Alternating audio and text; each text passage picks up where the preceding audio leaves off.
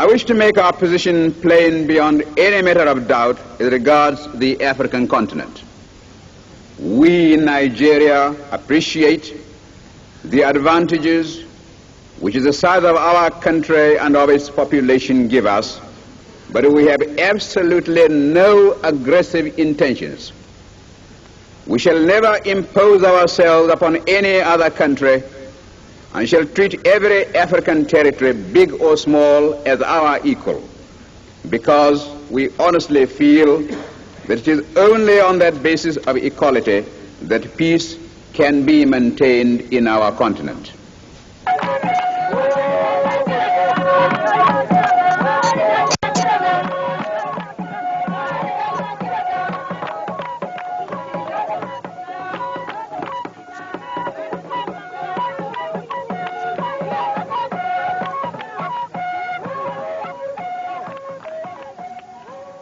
Built during the Obasanjo administration in 1979, the tomb, by its architectural design, is a monument which reflects Nigerian history in total. As one enters, there is an eerie feeling due to the pitch darkness along the passage. This represents the pre-independence era. As one proceeds further, there is a ray of light corresponding to hope for independence. These steps represent the colonial era and the civilian rule, taking one down to full light, meaning Nigerian independence. Here lies the remains of late Sir Abubakar Tafawa Balewa. The colorful stripes on the wall equate to the 356 ethnic groups in Nigeria, opening up to the sky, showing the open-mindedness and high aspirations of the late Tafawa Balewa. This bridge leading to the exit has cracks in between, depicting the civil disturbances after the assassination of the Nigerian first Prime Minister. The late Sir Abubakar Tafawa Balewa has left a lot to be remembered for, especially spiritually, as he is among those that saw to the entrenchment of democratic rule in the country. The first Nigerian Prime Minister also left behind several mementos housed in this building within the premises of the tomb.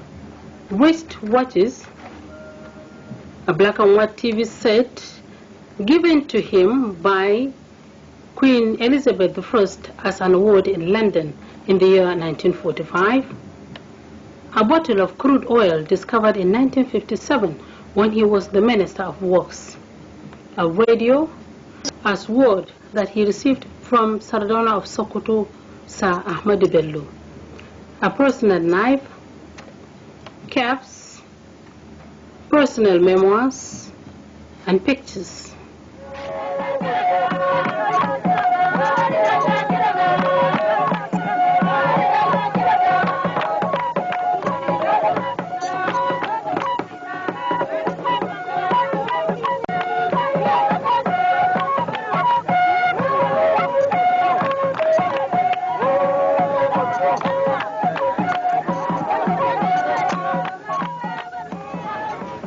Born in Tafawa Balewa town in 1912, his father, Malam Yakubu, popularly known as Danzala, was said to have migrated from Zala village near Bauchi.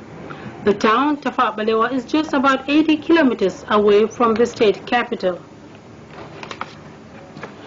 Purji, as the locals call it, or Tafara Balere in Fulfulde language, meaning the Black Rock, is where the name Tafawa Balewa was derived from, and from atop one can see the beautiful setting of the town Tafawa Balewa. Also by this Black Rock is a river, a tributary of River Gongola, where the late Sir Abubakar Tafawa Balewa spends his leisure time. The ruins of his ancestral home still exist in Tafawa Balewa town, with the trees he planted still standing tall and aiming higher towards the sky. This premises in the heart of Tafawa Balewa used to house the Prime Minister's elementary school. The famous Abubakar Tafawa Balewa University, Bauchi, Abubakar Tafawa Balewa Stadium, Abubakar Tafawa Balewa Way, Tafawa Balewa Housing Estate, and of course the Tafawa Balewa Tomb are just a few structures named after Sir Abubakar Tafawa Balewa in order to immortalize the man in Bauchi State. When we hear the world crying out for peace, we may receive the inspiration to deal with these intractable problems and be able really to devote all our resources to the advancement of mankind by applying those eternal truths which will inevitably persist long after we ourselves are utterly forgotten. Thank you, Mr. President.